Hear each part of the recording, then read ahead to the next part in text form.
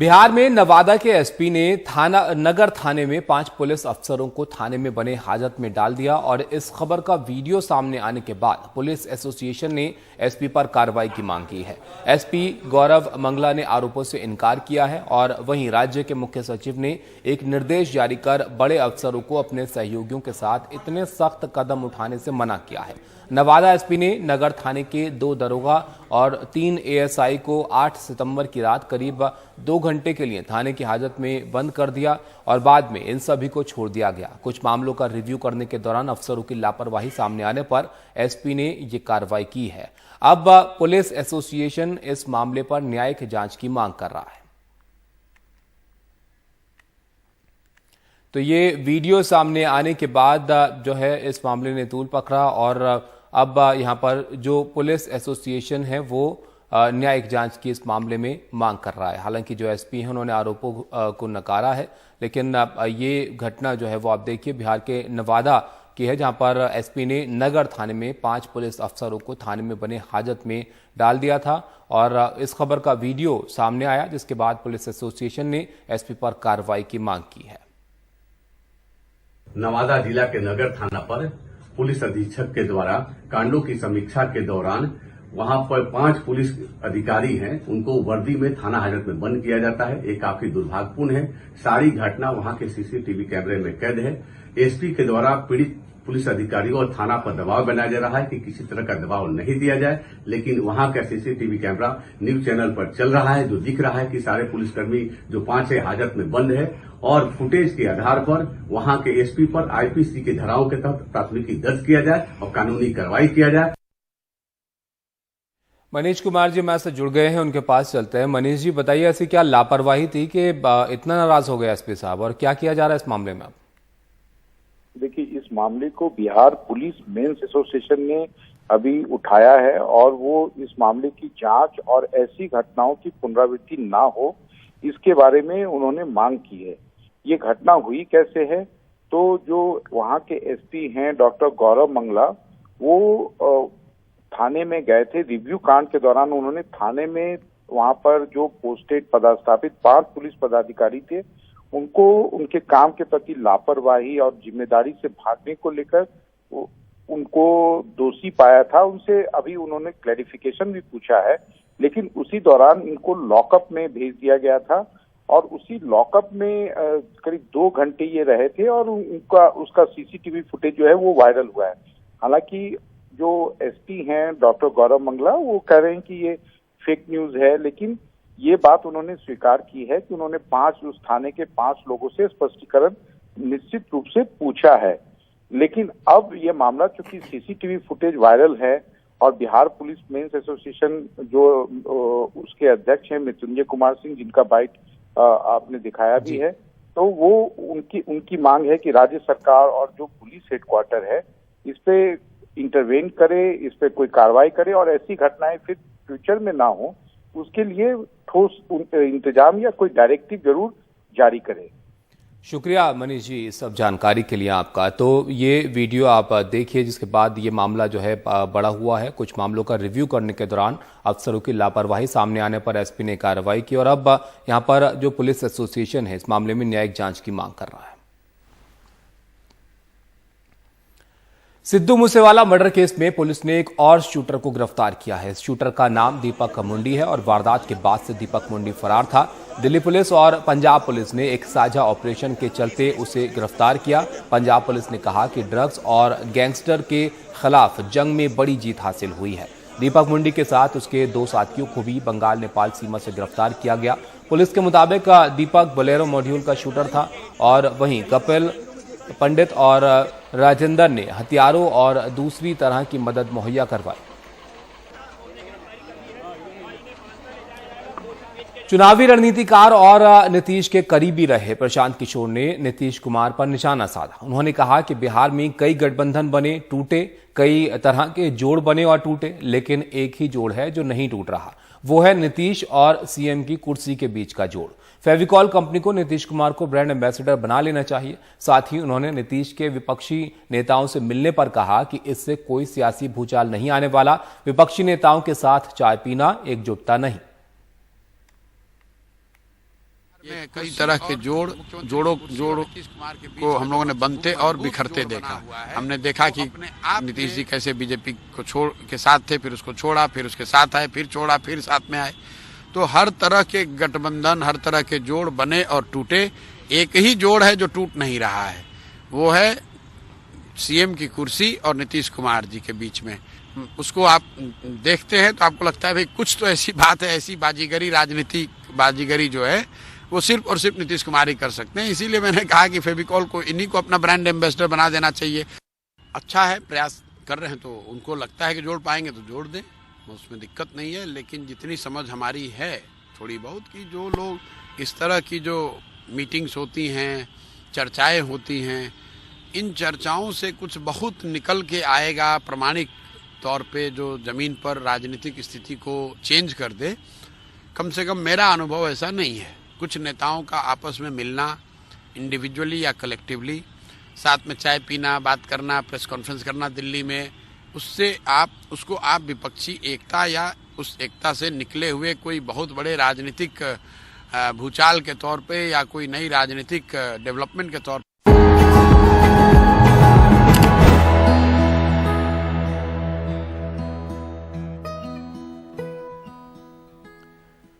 कांग्रेस की भारत जोड़ो यात्रा अब तमिलनाडु से केरल के तिरुवनंतपुरम पहुंच गई है और आज राहुल गांधी हजारों कार्यकर्ताओं का हुजूम लेकर आगे बढ़ेंगे। और आपको बताएं, कल राहुल ने अपने संबोधन में कहा कि देश में 42% युवा बेरोजगार हैं। युवाओं का भविष्य असुरक्षित होने पर क्या भारत का भविष्य सुरक्षित हो सकता है? राहुल गांधी ने कहा कि ये यात्रा उन बेरोजगार युवाओं के लिए ही है। हम युवाओं की नौकरी के लिए ये यात्रा कर रहे हैं। कन्याकुमारी से शुरू होने वाली भारत जोड़ो यात्रा 3700 किलोमीटर के करीब दूरी तय कर कश्मीर में खत्म होगी।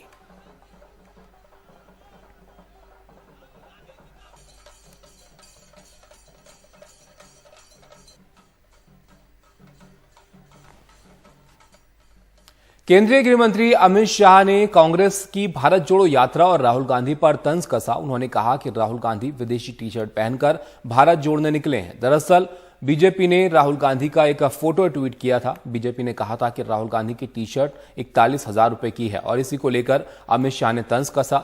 इसके साथ अमित शाह ने गहलोत सरकार पर भी निशाना साधा। उन्होंने कहा कि कांग्रेस खोखले वादे कर सकती है, वादे पूरे नहीं कर सकती। कांग्रेस ना रोड बना सकती है, ना बिजली दे सकती है और ना ही रोजगार। साथ ही उन्होंने कहा कि कांग्रेस सिर्फ वोट बैंक और तुष्टीकरण की राजनीति कर सकती है।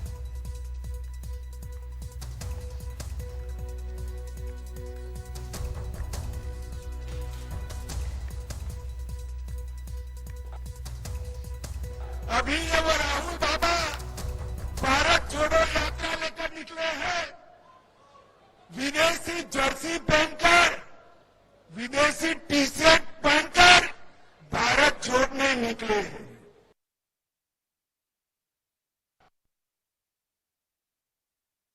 मैं उनको और कांग्रेसियों को उनका संसद का भारत भाषण का एक वाक्य याद कराता हूं।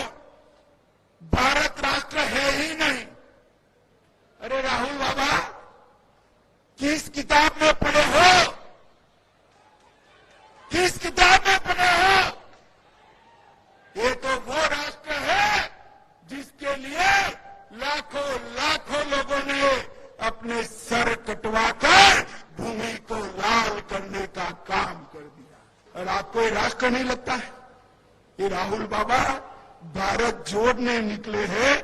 मुझे लगता है कि उनको भारत का इतिहास पढ़ने की जरूरत है।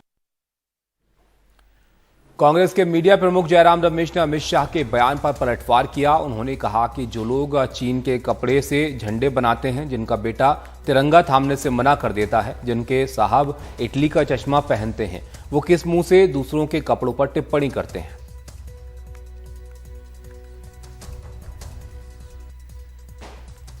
उधर पराली को लेकर केंद्र ने पंजाब सरकार का प्रस्ताव ठुकराया है। पराली प्रबंधन पर पंजाब का जो प्रस्ताव था वो केंद्र ने ठुकरा दिया है। पराली जलाने से रोकने के लिए 2500 रुपए प्रति एकड़ मुआवजा देने का ये प्रस्ताव था। प्रस्ताव खारिज होने के बाद भगवंत मान ने पराली प्रबंधन के लिए नई योजना का ऐलान किया। पराली जलाने से रोकने के लिए 1 लाख से ज्यादा मशीनें अब यहां पर मुहैया करवाएगी सरकार, और पंजाब सरकार किसानों को ये मशीनें मुहैया कराएगी। आपको बताएं, पराली की समस्या एक बड़ा मुद्दा है जो कि सर्दियों में आसपास के इलाकों के लिए प्रदूषण की एक बड़ी वजह बनती है। ये फलां का कोटा है, यहाँ सिफारिश चलती है, यहाँ पैसे चलते हैं, तो पेरेंट्स सोचते हैं जो काम। केंद्र सरकार ने दिल्ली नगर निगम में अधिकतम सीटों की संख्या 250 तय की है, और अब तक आपको बताएं दिल्ली के तीनों नगर निगम मिलाकर सीटों की संख्या यहां पर 272 थी। अब एकीकृत दिल्ली नगर निगम में कुल 250 वार्ड होंगे और 250 में से अनुसूचित जाति के लिए 42 वार्ड रिजर्व होंगे। केंद्र सरकार ने अधिसूचना जारी की है।